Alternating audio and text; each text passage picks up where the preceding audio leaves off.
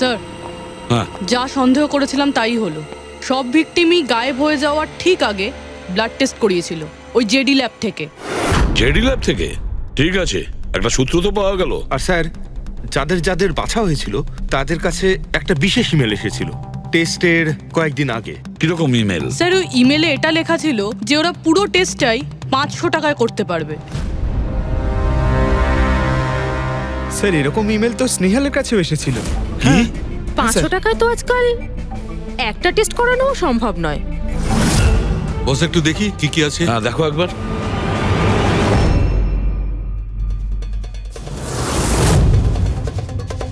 আরে এটা তো একটা বিশাল লম্বা টেস্টের লিস্ট দেখছি। এ তো 500 টাকায় হবেই না, কম করে 15-20 হাজার টাকা লাগবে। কি বলছো তুমি? হ্যাঁ, ব্যাপারটা বেশ গোলমেলে মনে হচ্ছে সালুকে। এটার তো একটাই কারণ হতে পারে সালুকে, যে টেস্ট করা আর লোকদের সিলেক্ট করা।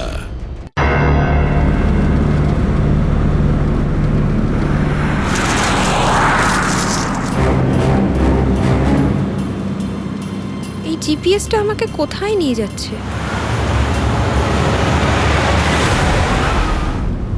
সোজা 3 ঘন্টা চলতে থাকুন, আপনি আপনার গন্তব্যে পৌঁছে যাবেন। আরে এই আধ ঘন্টা আগেই তো জিপিএস বললো 3 ঘন্টা, এখন আবার বলছে 3 ঘন্টা।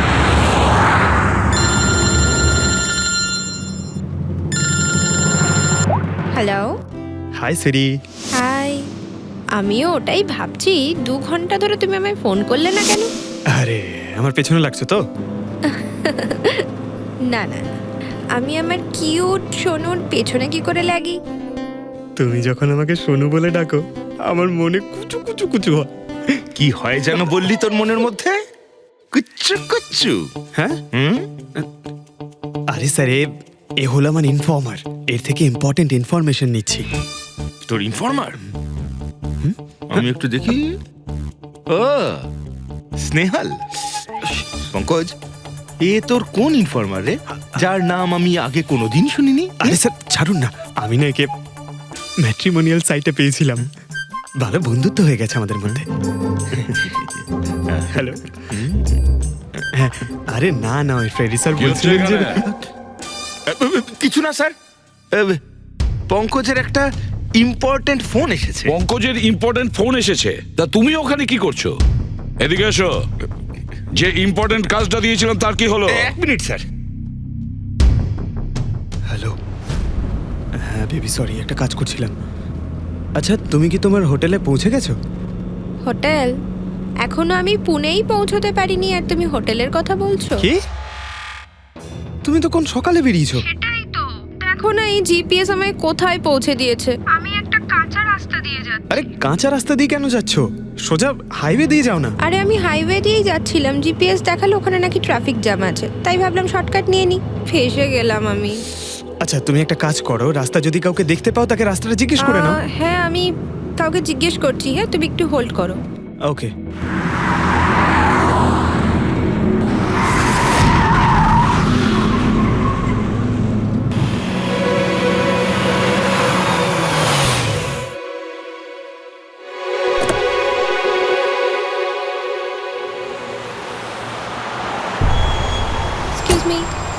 এক্সকিউজ মি, আপনি একটু বলতে পারবেন এই রাস্তাটা হাইওয়েতে কানেক্ট হবে কিনা? হ্যাঁ হবে। কত দূর এখান থেকে? হ্যালো স্নেহাল। Hello sir. কি হয়েছে পঙ্কজ? স্নেহাল,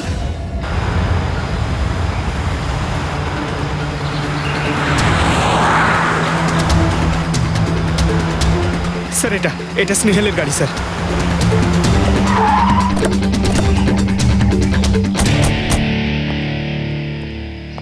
আপনারা? সিআইডি।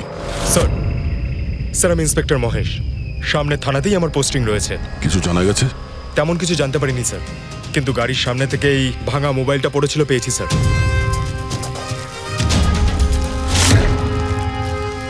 স্যার এটা স্নেহালের স্যার। এটা তো পুরোপুরি ভেঙে গেছে, মনে হচ্ছে কোনো গাড়ি চাপা দিয়ে এটাকে ভেঙে দেওয়া হয়েছে। স্যার, হয়তো অপরাধী এই গাড়িটা করেই এসেছিল আর তারপরে ওকে এই গাড়িটা করেই নিয়ে গিয়েছে। স্যার এদেরকে যদি একবার হাতে পাই না, একটাকেও ছাড়বো না। আচ্ছা পঙ্কজ, স্নেহালের কারোর সঙ্গে কোনো শত্রুতা ছিল? স্যার সাদা সিধে মেয়ে ছিল স্যার, ওর কারোর সঙ্গে কোনো শত্রুতা নেই। ঠিক আছে, আমরা স্নেহালকে খুব তাড়াতাড়ি খুঁজে বার করব। এটা স্নেহালের ব্যাগ, পার্টস, এই ল্যাপটপের মতো দামি জিনিসটাও গাড়িতে? স্যার এই অপরাধটা লুটপাটের জন্য তো শুধু হয়নি। আমি একটা কথা কিছুতেই বুঝতে পারছি না, এই স্নেহাল পুনা যাচ্ছিল তো এই রাস্তায় কেন এলো?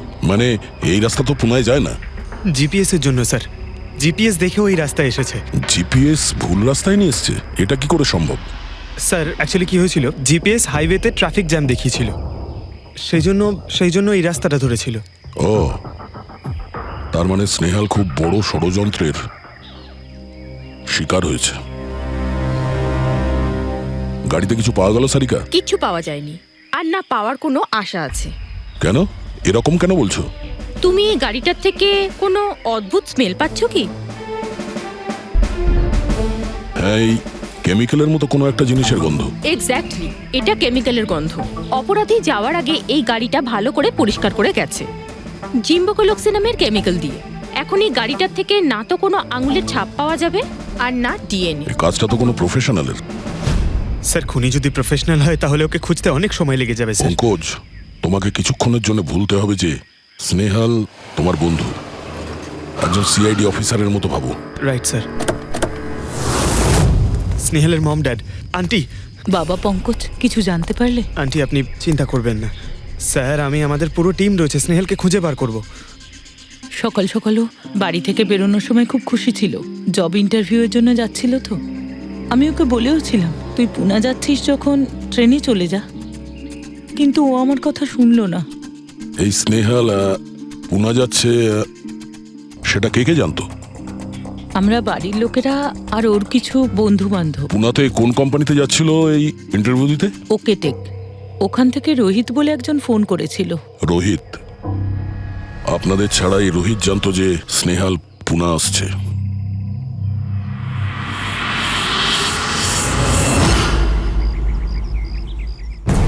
এই ইনফরমেশনটা পেয়ে গেলে স্যার আমরা অনেকটা এগিয়ে যাব। হ্যালো স্যার, আমি হলাম রোহিত, এই কোম্পানির এইচআর ম্যানেজার। রোহিত, স্নেহাল নামের একটা মেয়ে তোমার কোম্পানিতে আসার কথা ছিল না জব ইন্টারভিউ দিতে? জব ইন্টারভিউর জন্য? আগে না তো। না মানে কি বলতে চাইছেন? এই ইমেলটা আপনাদের কোম্পানি থেকে পাঠিয়েছিল তো? এটা তো আমাদের কোম্পানির ইমেল অ্যাড্রেসই নয়, কেউ নকল ইমেল থেকে হয়তো এনাকে বোকা বানিয়েছে। আচ্ছা, এরকম না তো যে এখন তুমি আমাদের বোকা বানাচ্ছ? হ্যাঁ স্যার, এই দেখুন আমার কার্ড, এখানে কোম্পানির ইমেল আইডি পরিষ্কার করে লেখা আছে। যদি আপনি চান তাহলে আমি কোম্পানির বসের সাথেও আপনার দেখা করাতে পারি। আমাদের কোম্পানির সমস্ত পজিশনই ফুল আছে, আর এখানে কোনো কাজের জন্য কোনো ইন্টারভিউই চলছে না। স্যার তার মানে এই ইমেলটাও ওই অপরাধীরাই পাঠিয়েছে। অনেক বড় প্ল্যানিং করেছিল কেউ, সে যেই হোক স্নেহালের সম্পর্কে অনেক কিছু জানে। পঙ্কজ, একটু ঠান্ডা মাথায় ভেবে তারপরে বলো, স্নেহালের সঙ্গে কারোর কি কোনো শত্রুতা ছিল? না স্যার। আরে একটু ভেবে চিনতে বলো, হয়তো কখনো বলেছিল কারোর সঙ্গে ঝগড়া হয়েছিল। হ্যাঁ, মনে করো। দেখো ভাই পঙ্কজ, পৃথিবীতে এমন কোনো মানুষ নেই যার কখনো না কখনো কারোর সঙ্গে মনোমালিন্য হয়নি। তবে আরে ছোটখাটো ঝগড়া হয়তো হয়েছিল কারোর সঙ্গে। স্যার ছোটখাটো ঝগড়া হয়তো ওর বন্ধুদের সঙ্গে হয়েছে স্যার, কিন্তু এমন বড় কোনো ব্যাপার হয়নি যে ওকে কেউ এভাবে তুলে নিয়ে যাবে। আর স্যার, স্নেহালের বাড়িতে কোনো কিডন্যাপারের ফোন পর্যন্ত যায়নি মুক্তিপণের টাকা চেয়ে। স্যার ও মিডল ক্লাস ফ্যামিলি থেকে বিলং করে স্যার, আর স্যার কেউ যদি মুক্তিপণ দাবি করে ওরা দিতেও পারবে না। পঙ্কজ, তুমি বলছিলে যে জিপিএস ওকে ভুল রাস্তায় পাঠিয়েছিল, তাই তো? আর জিপিএস থেকে ও বুঝতে পেরেছে যে ট্রাফিক জ্যাম আছে এক্সপ্রেসওয়েতে, তাই তো? Yes sir. কিন্তু স্যার, ট্রাফিক পুলিশের লোকরা তো বললেন হাইওয়েতে কোনো জ্যামই ছিল না সেদিন। সেটাই তো, তার মানে জিপিএস ওকে ভুল ইনফরমেশন দিয়েছিল। স্যার জিপিএস ভুল ইনফরমেশন কি করে দিতে পারে স্যার? আজকাল তো প্রায় সকলেই জিপিএস ব্যবহার করে। প্রবলেম জিপিএসে নয়, প্রবলেম হলো এটা যে আজকাল যেভাবে computers, mobile phone, laptop hack হয়, সেভাবে জিপিএসও হ্যাক করা যেতে পারে। হ্যাঁ, হতেই পারে। আর অপরাধীরা যেখানে এরকম প্ল্যান করতে পারে, তখন জিপিএস হ্যাক করা ওদের কাছে কোনো ব্যাপারই না। স্যার স্যার বিগত 5-6 মাসে এরকম আরো অনেক লোক আছে যারা স্নেহালের মতনই গায়েব হয়ে গেছে। এদেরও গাড়ি থেকে কিডন্যাপ করা হয়েছে, আর সেই কেমিক্যালও ছেটানো হয়েছিল ওই গাড়িগুলোর মধ্যে, যাতে প্রমাণ লোপাট করা যায়। ও মাই গড, কি হয়েছে স্যার? এখনো পর্যন্ত এদের খুঁজেই পাওয়া যায়নি।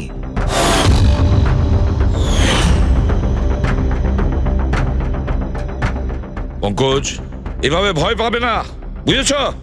স্নেহালকে আমরা খুঁজে বের করবই, ওর কোনো ক্ষতি হতে দেব না, ভয় পেও না। রবি, দেখো তো ক্রাইম ব্রাঞ্চের ইন্সপেক্টর সমীর, উনি এই কেসটা হ্যান্ডেল করছে, ওনাকে বিরতি রাখো।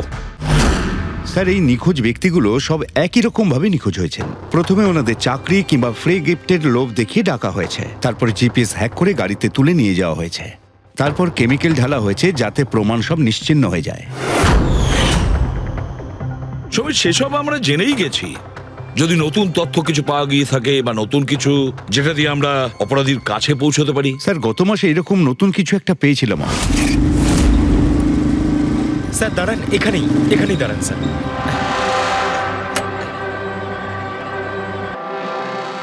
কোথায় আছে? ওই যে স্যার, ওই গাছটার নিচে।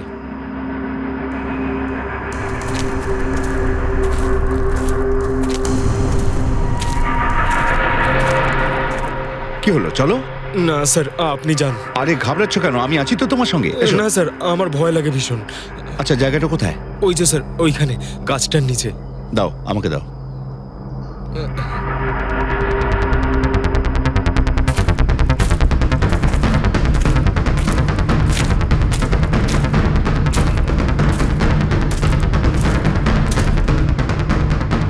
কি এই জায়গাটাই তো? হ্যাঁ স্যার।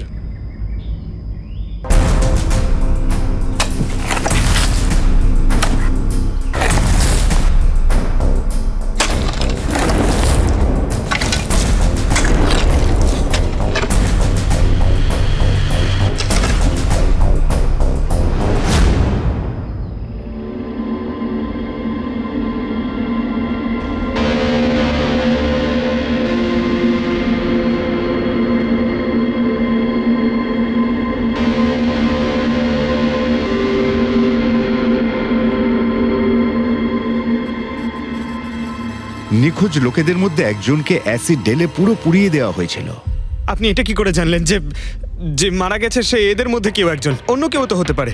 ডেন্টাল রিপোর্ট থেকে জানা গেছে ওই লাশটা ভিকটিম নাম্বার 4 রিচা কুমারের। বাকি যারা নিখোঁজ হয়েছিল তাদের কি খবর? না স্যার, কারোর কোনো খোঁজ পাওয়া যায়নি। রিচার সাথে যা হয়েছে তা দেখে আমার মনে হচ্ছে না যে ওনাদের মধ্যে আদৌ কেউ আর বেঁচে আছেন। স্যার, তার মানে স্যার স্নেহালও বাঁচবে না। পঙ্কজ, স্নেহালকেও মেরে ফেলবে স্যার। পঙ্কজ, দেখ, নিয়ে যাও ওকে বাইরে। পঙ্কজ, আয় ভাই। স্যার, হতে পারে এটা কোনো সিরিয়াল কিলারের কাজ, হয়তো। না পুরবি, আমার তো মনে হয় না এটা কোনো সিরিয়াল কিলারের কাজ, কারণ নর্মালি সিরিয়াল কিলারের একটা প্যাটার্ন আছে, প্যাটার্ন খুন করার, কাউকে মেরে ফেলার। কিন্তু না না, জানি না কেন, তবুও সিরিয়াল কিলার মনে হচ্ছে না আমার। এই দেখো, সে যেই হোক, এ তো যাকে তাকে মারছে, সে কোনো মেয়ে বা মহিলা হোক বা কোনো পুরুষই হোক। এই দেখো, এরা হলো সবাই স্টুডেন্ট, বয়সটাও এদের কাছে কোনো ব্যাপার না। এটা নিশ্চয়ই অন্য কোনো ব্যাপার। এই দেখো, এই নাতাশা বেচারি তো, আরে নাতাশার সঙ্গে যখন দুর্ঘটনা ঘটে তখন ওর সঙ্গে ওর বয়ফ্রেন্ডও ছিল, কুলদীপ নাম ওর। হ্যাঁ স্যার, আমি ওনাকে 3 বার জিজ্ঞাসাবাদ করেছি, তারপরে কিন্তু বিশেষ কিছু আমি জানতে পারিনি। কুলদীপ, স্যার, এটা আমার ভুল। আমার সেদিন নাতাশাকে একা গাড়িতে ছেড়ে যাওয়া উচিত হয়নি। সবকিছু শুরু থেকে বলো, সব কথা ডিটেলে। স্যার, নাতাশা এমআইবি কোম্পানিতে রিসেপশনিস্টে জব করতো। তখনই একদিন হঠাৎ করে কোনো বড় কোম্পানি থেকে ভালো জবের অফার এসেছিল। Sir 1 minute.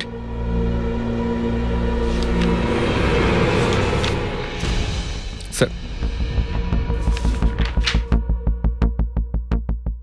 আগের চাকরিতে নাতাশার স্যালারি কত ছিল? স্যার 20,000 টাকা। আর এই চাকরিতে 1 লক্ষ টাকা স্যালারি দেওয়া হচ্ছে।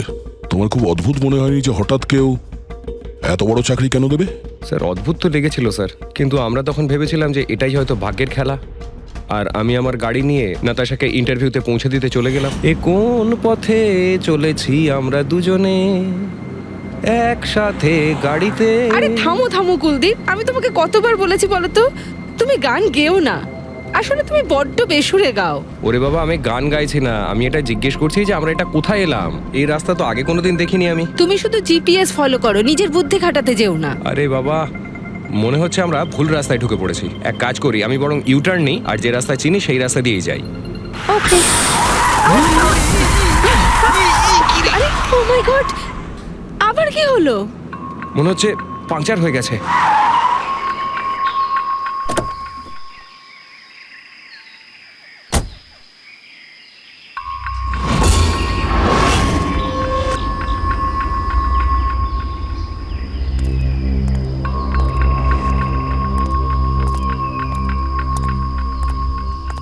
ও নো,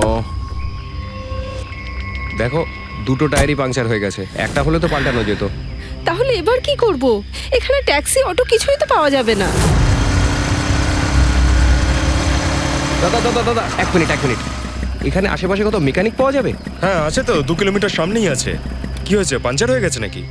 হ্যাঁ দাদা, আমাকে একটু ছেড়ে দেবেন? ছেড়ে দিতে পারি, কিন্তু 50 টাকা আরে লাগবে। 100 টাকা নিয়ে নেবেন, চলুন। আরে কুলদীপ, তুমি আমাকে এখানে একা রেখে যাচ্ছ? আমি যাবো আর আসবো, ঠিক আছে? আমার তোমার সাথে আসাই উচিত হয়নি। লাভ ইউ সোনা। 10 মিনিট তুমি ভেতরে বসো, বাইরে বেরোবে না। আমি যাবো আর আসবো, চলো চলো। ও আমাকে বলেও ছিল যে আমি ওকে যেন একলা ছেড়ে না যাই। যদি আমি ওর কথাটা শুনতাম গো।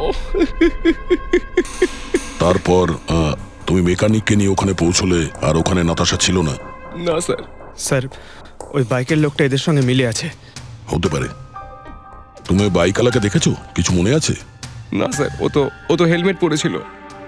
আচ্ছা, ওই বাইকের নাম্বার মনে আছে? না স্যার, সেই সময় আমার নাতাশাকে ইন্টারভিউ পৌঁছে দেবার তাড়া ছিল, তাই খেয়াল করিনি।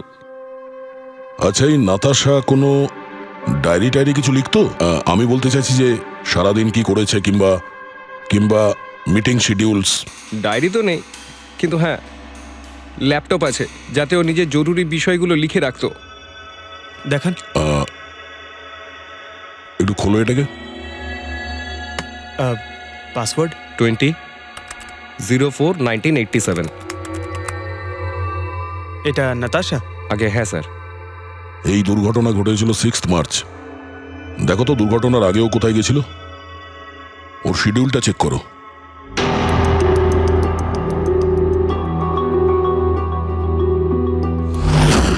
স্যার 3 মার্চ ও জেডি ল্যাব গিয়েছিল ব্লাড টেস্ট করাতে। হ্যাঁ তো? স্যার 1 সপ্তাহ আগে স্নেহালও ওখানে গিয়েছিল জেডি ল্যাবে। কি বোরিং ফিল্ম দেখালে তুমি আমাকে, জানো মাথা ধরে গেল। হ্যাঁ, ফিল্মটা একদম বোরিং ছিল না। আরে কি বোরিং ফিল্ম ছিল। আমার খুব খিদে পেয়েছে, চলো ওখানে গিয়ে কিছু খেয়ে নি। না, আমি খেতে পারবো না, তুমি খেয়ে নাও। আমাকে এখন 12 আওয়ার্স ফাস্টিং করতে হবে। আমার কাল ব্লাড টেস্ট আছে। Blood test? তোমার কি হয়েছে? Relax, it's just a blood test, normal routine checkup. আরে বাবা, তুমি তো ভয় দেখিয়ে দিয়েছিলে আমায়। আচ্ছা, ব্লাড টেস্টে ভয় পেয়ে গেলে, আর যদি আমার কিছু হয়ে যায় তখন কি করবে? তখন অন্য কেউ চলে আসবে। কি? অন্য কেউ? হ্যাঁ, অন্য কেউ? আরে মেরো না, আবার হলো কি করে? আমাকে মেরো না তুমি। এখানে আমার একটা সম্মান আছে। I love you, I love you, I love you. আরে তোমার কিছু হতেই দেব না। স্যার, হ্যাঁ যা সন্দেহ করেছিলাম তাই হলো। সব ভিকটিমই গায়েব হয়ে যাওয়ার ঠিক আগে ব্লাড টেস্ট করিয়েছিল ওই জেডি ল্যাব থেকে। জেডি ল্যাব থেকে? ঠিক আছে, একটা সূত্র তো পাওয়া গেল। আর স্যার, যাদের যাদের বাছা হয়েছিল তাদের কাছে একটা বিশেষ ইমেল এসেছিল টেস্টের কয়েকদিন আগে। কিরকম ইমেল? স্যার, ওই ইমেলে এটা লেখা ছিল যে ওরা পুরো টেস্টটাই 500 টাকায় করতে পারবে। স্যার, এরকম ইমেল তো স্নেহালের কাছেও এসেছিল। কি? 500 টাকায় তো আজকাল একটা টেস্ট করানোও সম্ভব নয়। বস একটু দেখি কি কি আছে। হ্যাঁ দেখো একবার।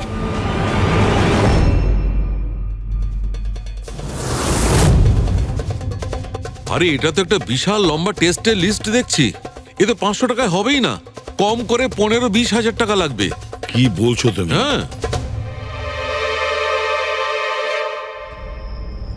ব্যাপারটা বেশ গোলমেলে মনে হচ্ছে সালুখে। এটার তো একটাই কারণ হতে পারে সালুখে, যে টেস্ট করা আর লোকদের সিলেক্ট করা, সুস্থ লোকদের নির্বাচন করা, তারপর তাদের অপহরণ করে মেরে ফেলা। কিন্তু কেন কেন ওরা মারছে?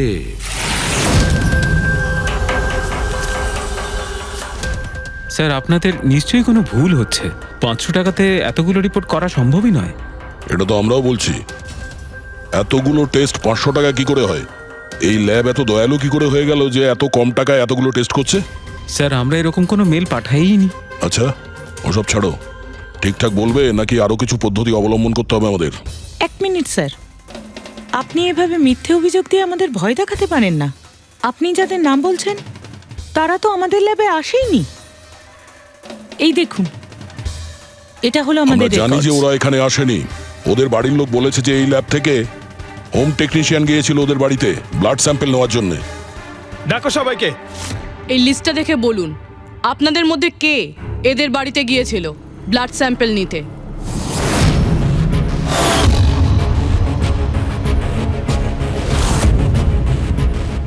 আমি যাইনি স্যার। আমি যাইনি স্যার। আমিও যাইনি স্যার।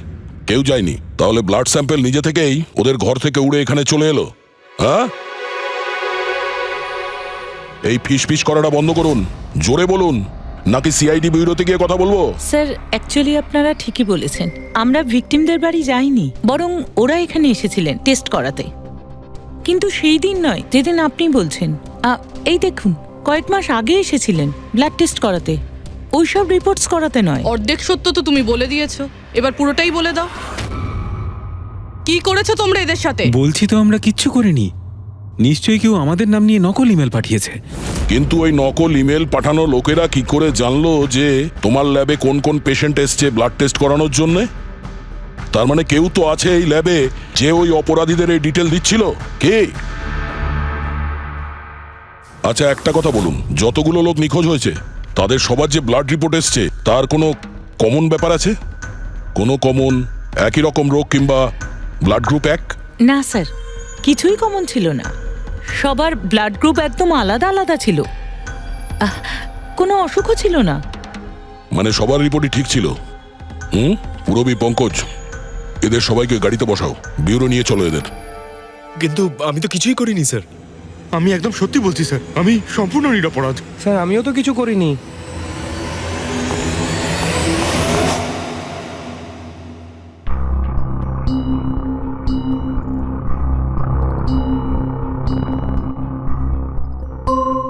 না স্যার, এদের মধ্যে কেউই তো সেদিন আমাদের বাড়িতে ব্লাড নিতে আসেনি। আপনি ঠিক দেখেছিলেন? হ্যাঁ, আপনি পুরো নিশ্চিত যে এদের মধ্যে কেউ ছিল না? না স্যার, কেননা ওই লোকটা টুপি পরেছিল। স্যার স্যার জেডি ল্যাবের বাকি এমপ্লয়ীদের ডিটেলস বের করেছি, যাদের উপর আমাদের সন্দেহ আছে। আচ্ছা, তারা কারা? একজন নয় স্যার, এরকম 4 জন লোক আছে যাদের উপর ভালো মতো সন্দেহ করা যেতে পারে। আচ্ছা, স্যার সবার আগে সন্তোষ।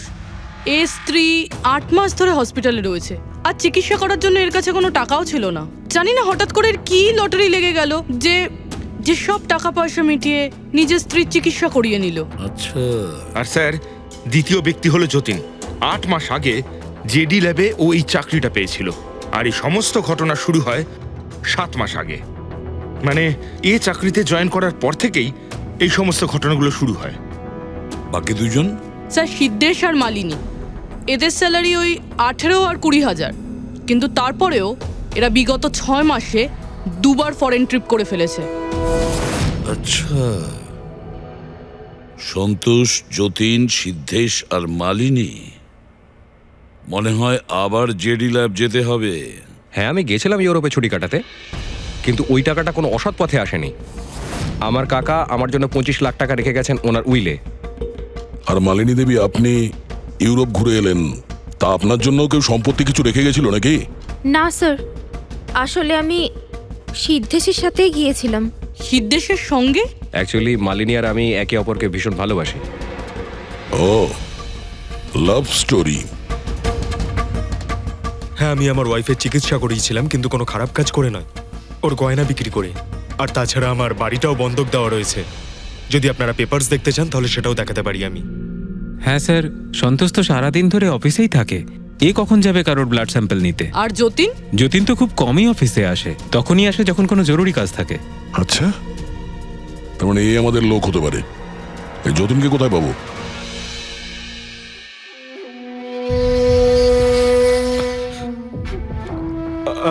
আমি কথা দিচ্ছি স্যার, কাউকে কিচ্ছু বলবো না, আমি কিচ্ছু বলবো না কাউকে। এই শপথ বাক্য সিনেমাতেই ভালো লাগে, বুঝেছো? আর আমাদের কাজের নিয়ম তো খুব ভালো করেই তুমি জানো। স্যার, আমি শহর ছেড়ে চলে যাবো স্যার, আমি এই দেশটাই ছেড়ে চলে যাবো।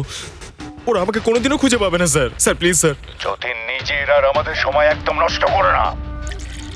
যার যখন চোখ বন্ধ করার সময় আসবে তাকে তো চোখ বন্ধ করতেই হবে, বুঝেছো?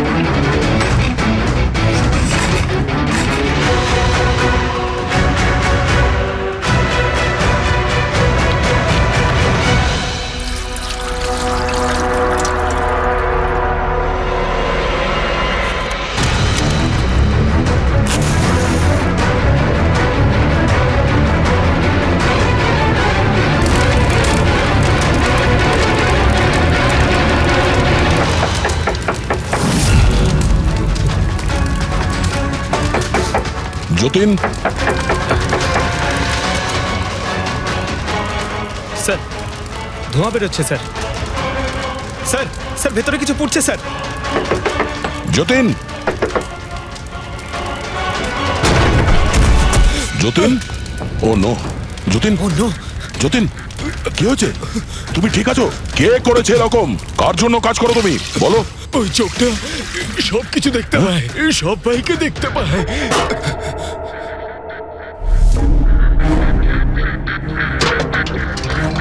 কি? যতীন, যতীন, যতীন, ও, ওই চোখটা সবকিছু দেখতে পায়।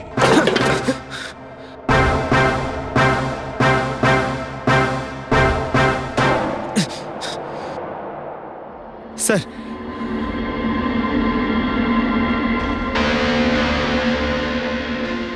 স্যার হয়তো হার্ড ডিস্ক থেকে কিছু জানা যেতে পারে।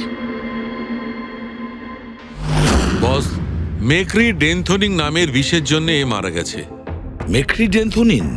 আরে এটা তো সেই বিষটা না যেটা কারো শরীরে প্রবেশ করার মাত্র 5 মিনিটের মধ্যে লোকটা মারা যায়? হ্যাঁ স্যার, খুবই মারাত্মক বিষ। আর এই বিষটা খুবই গোপনভাবে লুকিয়ে রাখা হয়েছিল এর এই আংটিটার মধ্যে। বস, এইটাতে, এই আংটিতে লুকিয়ে রাখা হয়েছিল। এই দেখো,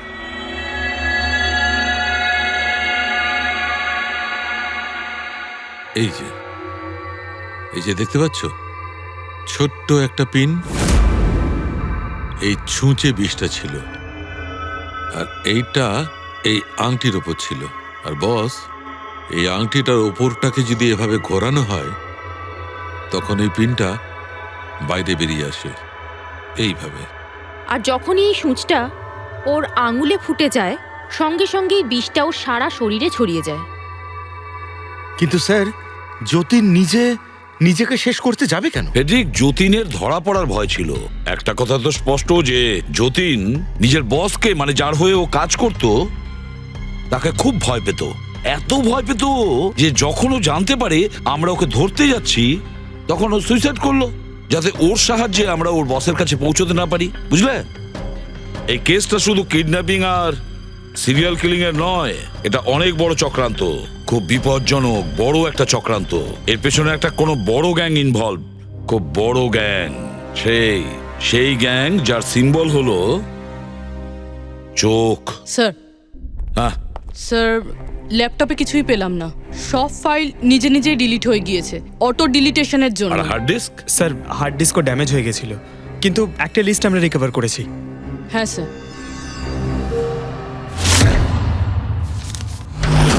আরে এতে 100-রও বেশি নাম রয়েছে। স্যার, স্নেহালের সঙ্গে আরো যারা উধাও হয়েছিল সবার নাম এই লিস্টে আছে, কিন্তু স্যার কারোর তো কোনো রোগ নেই। নিশ্চয়ই এই লিস্ট যতীন ওই জেডি ল্যাব থেকে চুরি করে ওর বসকে দিয়ে দিয়েছে। কিন্তু কে হতে পারে এই লিস্টের মধ্যে যার মৃত্যুর নাম্বার এসে গেছে? কে হতে পারে? একটা কাজ করো, এই লিস্টে যতজন আছে, যতজনের নাম আছে প্রত্যেককে ফোন করো, সতর্ক করো তাদের, ওদেরকে জানাও যে ওদের প্রাণের ঝুঁকি আছে।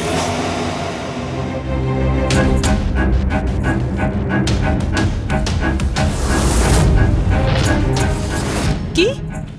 আরে না, আমি আর কি মারছি না, আমি সত্যি সিআইডি থেকে বলছি। আপনার প্রাণ সংশয় আছে সেই জন্যই বলছি। যতক্ষণ আমরা না বলবো আপনি প্লিজ বাড়ি থেকে বাইরে বেরোবেন না। কি চাকরির ইন্টারভিউ? যেও না আলিশা। কিন্তু আমি তো এক্ষুনি বেরোবো। না, বাড়ি থেকে তুমি বেরিও না। Alisha, Alisha, hello hello hello Alisha. কি হয়েছে হ্যালো? ফেডরিক, কি হয়েছে? স্যার, আলিশা নামের একটি মেয়ের চাকরির জন্য একটা ইন্টারভিউ কল এসেছিল, এখন ওর ফোনটা বন্ধ পাচ্ছি স্যার।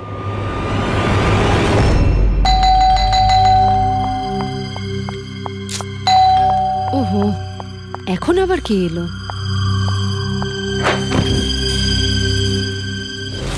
আলিশা? হ্যাঁ, আপনারা? সিআইডি। ও মাই গড, মানে আমি যে মডেলিং এর অফারটা পেয়েছি সেটা ভুয়ো?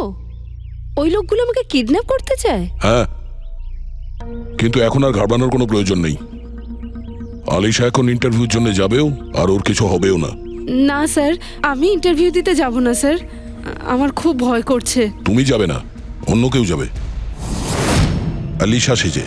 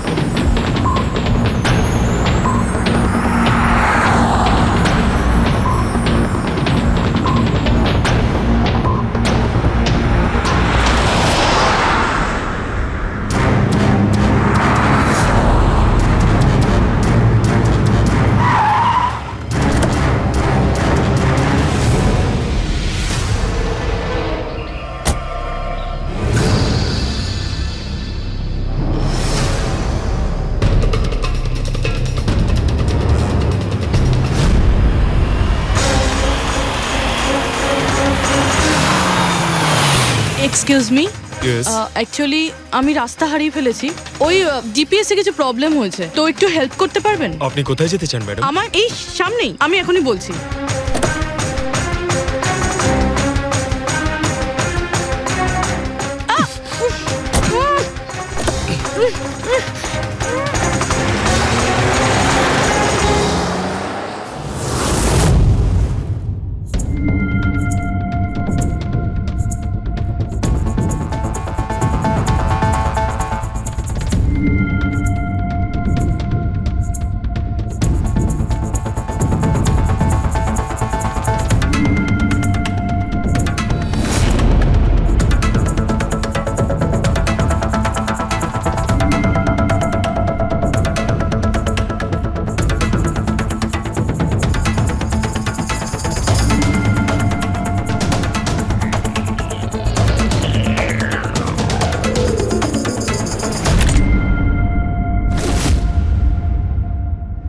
এসব কি করেছিস তুই?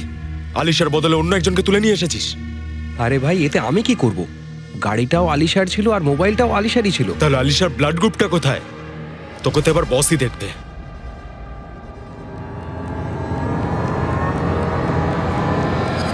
Hello beautiful. Hello beautiful. আমাকে খুঁজছিলে নাকি? নাও, এসে গেছি আমি তোমার কাছে। হ্যাঁ, চলো। ছাড়, ছাড় আমাকে।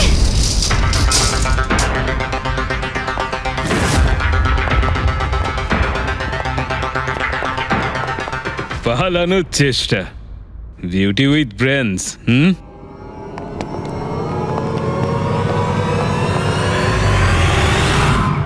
কি হলো? তোমরা কি মাছি দাঁড়াচ্ছিলে নাকি? ভাগ্যিস আমি সময় মতো এসে গেছিলাম। তল্লাশি নাও এর ভালো করে।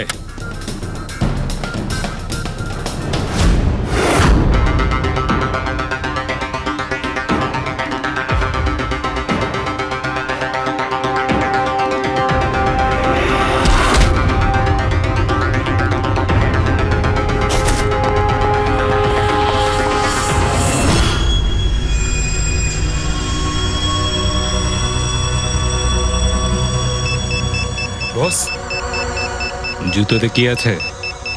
নিজেই দেখে নাও।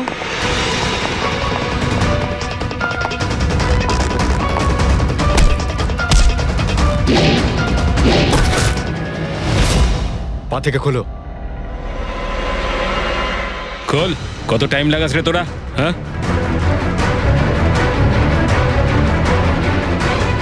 এই কি হয়েছে ভাই? Tracking device.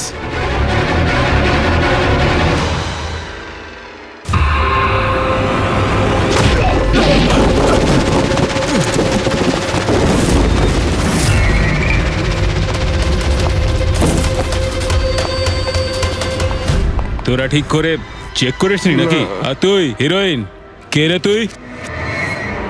তোদের কাল। আচ্ছা, সিআইডি। ও পালাও।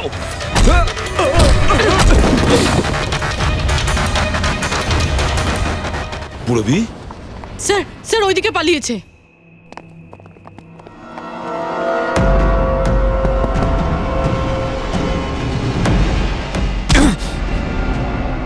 স্নেহাল, এসো তাড়াতাড়ি বেরো। কেউ আছে? বেরিয়ে এসো, তাড়াতাড়ি এসো।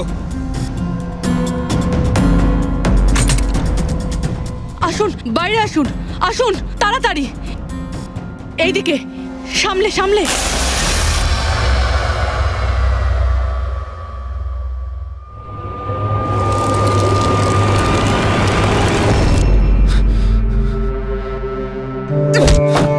স্নেহাল, পঙ্কজ, তুমি ঠিক আছো তো? ভেবেছিলাম আমি আর এখান থেকে কোনোদিন বেরোতে পারবো না। তুমি যেখানেই থাকতে আমি তোমায় ঠিক খুঁজে বার করতাম। তুমি আমাকে এত ভালোবাসো? আরে তোমাকে খুঁজতে গিয়ে আমার 10 কিলো ওজন কমে গেছে, পাগল। চলো চলো, তাড়াতাড়ি চলো।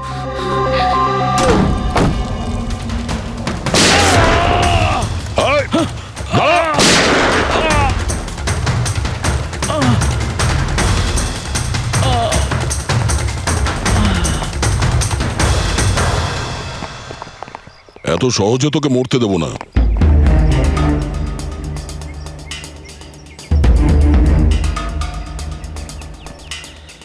বল, এখানে কি হচ্ছিল? কার কথা এসব কাজ করছিলি তুই? আমরা যাদের জন্য কাজ করি না, তোমরা ওদের ব্যাপারে কিচ্ছু জানতে পারবে না। ওদের চোখ তোমাদের দেখতে পাবে, কিন্তু তোমরা ওদের কখনো দেখতে পাবে না। আমরা দেখতে পাবো না?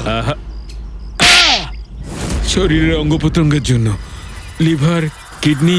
আসলে ব্যাপারটা হলো আজকাল সব জিনিস ট্রান্সপ্লান্ট হয়ে যায়। তো কি মানুষের শরীরের অঙ্গ প্রত্যঙ্গর স্মাগলিং এর এত বড় চক্র চলছে? হ্যাঁ, জেডি ল্যাবের মতো এরকম অনেক ল্যাব আছে যেখান থেকে আমরা লোকেদের ডাটাবেস চুরি করি আর ওদের মধ্যে থেকে সুস্থ লোকেদের বাছি, যাতে ওদের অর্গানস বেচে কোটি কোটি টাকা আমরা বিদেশিদের থেকে কামাতে পারি। কোন বিদেশিদের? কোন বিদেশিদের? সারা পৃথিবীর বিদেশিরা একটা স্পেশাল ওয়েবসাইটে আসে যেখানে মানুষের শরীরের আলাদা আলাদা অঙ্গ প্রত্যঙ্গের নিলাম হয়। একবার টাকা আমাদের অ্যাকাউন্টে চলে এলে আমরা ক্লায়েন্টের ব্লাড গ্রুপের লোককে খুঁজে বের করি ওই লিস্ট থেকে। তারপর ওদের 500 টাকা টেস্ট করার জন্য মেসেজ পাঠাস, যাতে এটা জানতে পারিস যে ওদের হাঁটু, লিভার কিংবা হার্ট তোদের ক্লায়েন্টের সঙ্গে ম্যাচ করছে কিনা। হ্যাঁ, একদম ঠিক। ম্যাচ হওয়ার পরে আমরা ওদের ইন্টারভিউয়ের জন্য ডাকি, ঠিক ওই রকম ভাবে যেভাবে একটা মাকড়সা একটা মাছিকে লোভের জালে ফাঁসায়। এইসব বাজে কাজ করার পরেও আবার দাঁত বার করে হাসছিস? নিজের কাজের জন্য একটুও লজ্জা বা অনুতাপ হচ্ছে না তোর? হাসি তো আমার তোমাদেরকে দেখে পাচ্ছে সিআইডি। আমাকে ধরে তোমাদের কি মনে হচ্ছে তোমরা বিরাট বড় তীর মেরে দিয়েছো? আমাদের মতো কোনো অর্গান গ্যাংকে ধরা মানে হলো ঠিক যেন সমুদ্র থেকে এক মগ জল তোলা। আচ্ছা, আগে এটা বল, আগে বল তোর বাবাকে। মারো আমাকে, আমিও এটাই চাই যে তুমি আমাকে মেরে ফেলো, কেননা আমি জ্যান্ত ধরা পড়েছি জানতে পারলে না? আমার বস, আমার বন্ধু, আমার পরিবার, আমার বাড়ির লোকজন সবাইকে মেরে ফেলবে। কে তোদের বস আর কে কে শামিল আছে তোদের এই চক্রে? এর উত্তর আপনি আমার মুখ থেকে কোনোদিন শুনতে পাবেন না এসিপি স্যার।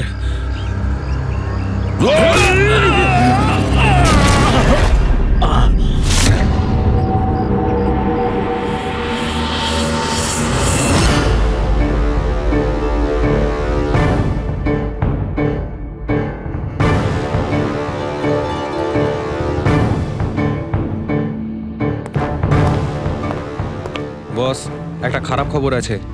আমাদের অর্গান গ্যাংয়ের চোখ সিআইডির লোকেরা বন্ধ করে দিয়েছে।